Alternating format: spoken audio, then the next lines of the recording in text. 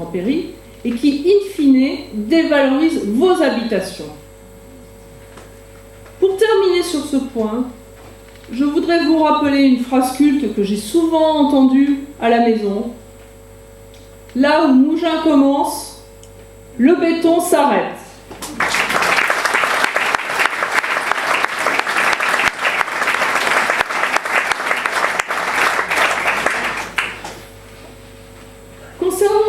Concernant notre programme, j'ai déjà présenté quelques mesures phares et je vais vous les rappeler rapidement. Mais c'est vrai que je constate avec amusement que le maire actuel, qui est candidat à sa propre succession pour un 4e mandat, les reprend quasiment systématiquement dans son propre programme. Voilà. Un petit manque d'inspiration peut-être.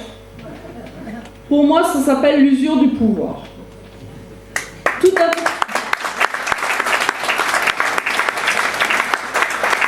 d'abord, nous disons non. Non à la mairie mégalomane. Ce bâtiment n'est pas en harmonie avec notre cadre de vie et n'a rien à faire dans notre paysage mouginois. Quant aux économies de fonctionnement annoncées, d'abord 240 000 € dans Nice Matin, 500 000 € le soir des vœux, à Seine-55, emporté dans son élan. Bref, une approximation totale. Mais de toute façon, je vous laisse imaginer le nombre d'années qu'il faudra pour que cela devienne rentable. Moi, j'ai fait à peu près le calcul, 40 ans. Voilà. En lieu et place, cet espace sera utilisé pour la création d'équipements publics de proximité qui seront choisis et décidés en fonction de vos attentes et des besoins du quartier. Donc nous allons développer au plus vite le concept de Smart City. Ne prenez pas peur. C'est une commune connectée, une mairie 2.0, en créant des consultations en ligne, en facilitant vos démarches et en permettant d'interroger les citoyens sur leurs besoins quasiment en continu. Mais, je vous l'ai dit, ne prenez pas peur, vous aurez toujours à la mairie un interlocuteur bienveillant et souriant qui vous accueillera. Parce que pour moi, le lien humain, c'est primordial. Pour votre sécurité, je rappellerai brièvement nos mesures principales. Le renforcement de la vidéoprotection avec plus de caméras et de préférence qu'elles marchent. C'est quand même mieux. Eh oui, tant qu'à faire. La création d'un hôtel de police ouvert 24 heures sur 24 à Tournamy et la création d'îlots de proximité dédiés dans les quartiers. La mise en place de bandes d'appel d'urgence dans les quartiers et la création d'une seconde brigade de nuit. L'accroissement de la population à venir rend obligatoire l'augmentation des forces de police municipales.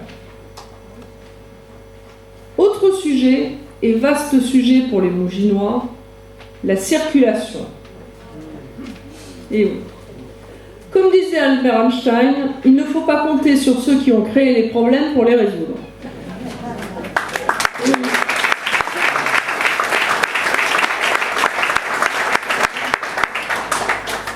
Il faut commencer par mettre fin aux projets qui aggravent notre situation de carrefour routier.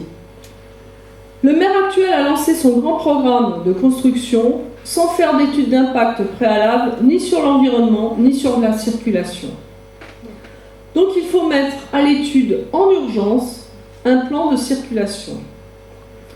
Et mettre aussi fin, je m'excuse de le dire, au clientélisme, au nom duquel on ferme des voies qui sont ouvertes à la circulation publique depuis des lustres, car ce clientélisme dresse les Mouginois les uns contre les autres.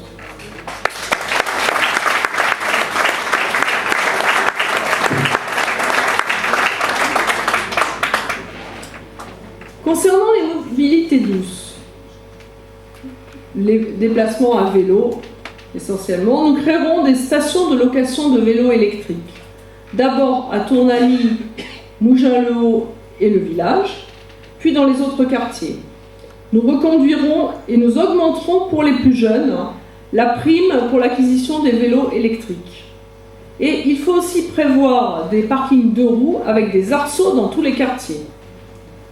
Nous favoriserons le covoiturage en créant, dès la première année du mandat, 2 parkings relais sur la commune et en développant des applications qui permettent le covoiturage de proximité.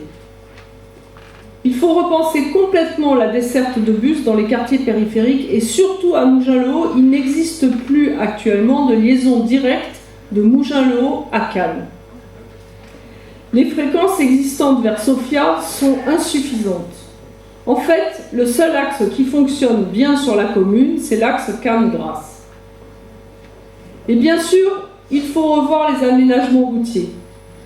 Vous avez pu constater, comme moi, que dans certaines zones, les bus scolaires ne passent qu'en arrachant les fameuses quilles qui obstruent les voies. Et les secours ne peuvent plus circuler en urgence, ce qui peut représenter une véritable perte de chance pour les patients et les victimes. Et enfin, il est grand temps de relancer le combat pour la création d'une sortie d'autoroute Aubréguière.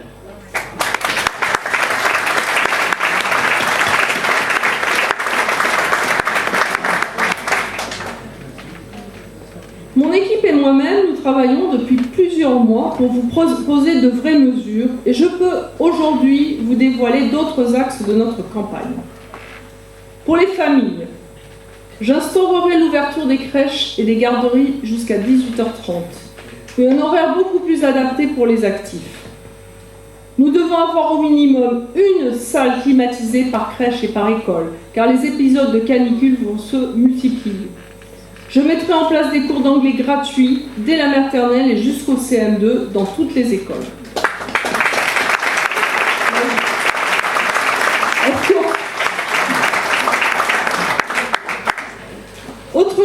Autre sujet qui me tient à cœur, les violences familiales. Dans l'hôtel de police, un bureau sera dédié à l'accueil des victimes. Chaque agent sera formé à la détection et à la prise en charge des victimes de violences. Et à ce sujet, en tant que conseillère départementale, et je ne suis pas la seule aussi, ici, je me suis investie, comme mes collègues, en promouvant l'installation d'assistantes sociales dans les gendarmeries.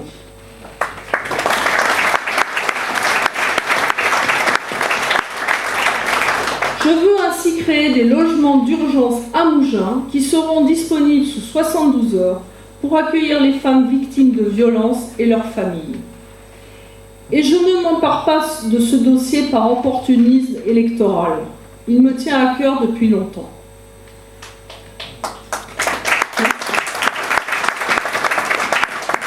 Pour les seniors, je veux lancer l'opération Tranquillité Senior, qui consiste à faire collaborer la police municipale avec le CCAS pour que les seniors mouginois isolés soient l'objet d'une attention spécifique. Nous prévoyons donc une ligne téléphonique dédiée à la police municipale et des visites régulières. Nos seniors doivent se sentir en sécurité et accompagnés afin de pouvoir rester chez eux en toute quiétude s'ils le souhaitent.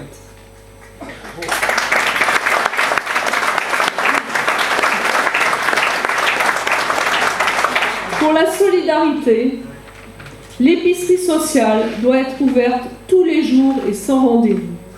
Et oui, les difficultés de la vie n'attendent pas la semaine prochaine.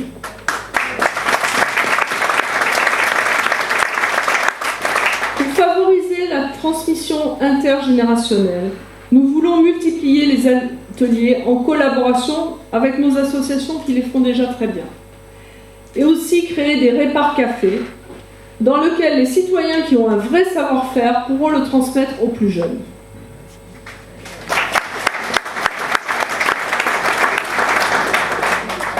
Il est aussi un projet qui nous tient à cœur, c'est le projet de marché provençal.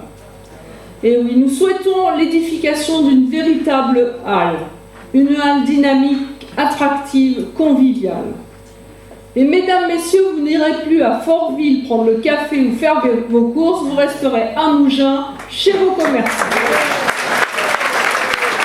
Comme celle de la Cité des Sciences, qui avait connu un si grand succès en 30 ans. Un salon des simulateurs virtuels et des expositions temporaires éducatives et culturelles pour les familles. L'écoparc doit s'inscrire dans la dynamique innovante de Sophia Antipolis.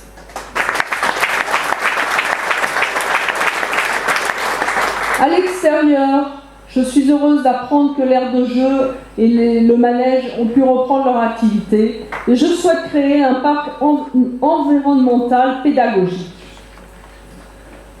Enfin, je vous rappelle que notre population va augmenter et donc le besoin en infrastructures sportives aussi. Donc, elles sont déjà en plus saturées, donc je veux créer un gymnase supplémentaire pour accueillir de nouvelles disciplines. La commune doit se doter d'un vrai gymnase, un gymnase omnisport, avec à minima le volley, le handball, basketball, badminton, gymnastique artistique et l'escrime que je souhaite développer sur la commune. Par ailleurs, il faut rénover le complexe des oiseaux, notre complexe sportif historique, auquel chaque habitant est attaché. Bien entendu, vous savez que nous sommes opposés au projet Diagana, qui est un projet pour nous plus immobilier que sportif.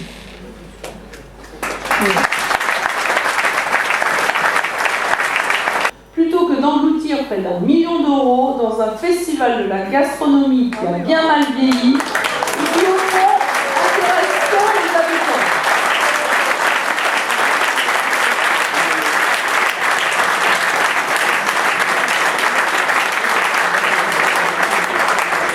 Par ailleurs, je ne comprends pas que la mairie fasse proliférer les plaques de rue pour rendre hommage à des cuisiniers, certes connus, mais qui ont passé des fois moins de 24 heures dans notre village.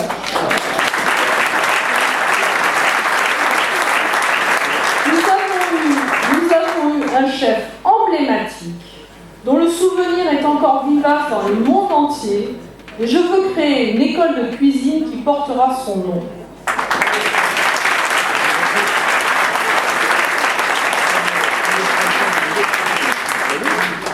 Alors j'aurais bien d'autres sujets à aborder, mais je vais m'arrêter là pour vous garder quelques surprises, et puis pour éviter de me faire piquer mes idées. Et pour notre journal de campagne qui sortira courant février. Alors, soyez convaincus que mon équipe et moi-même, nous travaillons quotidiennement pour votre avenir, pour la jeunesse, et pour l'environnement, et pour bien d'autres sujets encore. Et je saisis cette occasion pour remercier mon équipe, parce qu'elle est vraiment formidable. Ceux qui sont sur scène avec moi, et ceux qui sont dans la salle.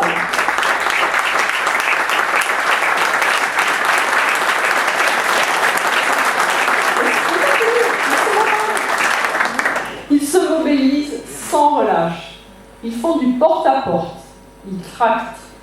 Ils ne font pas ça pour l'honneur ni pour la gloire. Ils font ça pour vous. Ils font ça pour Mougins. Alors applaudissez-les bien fort.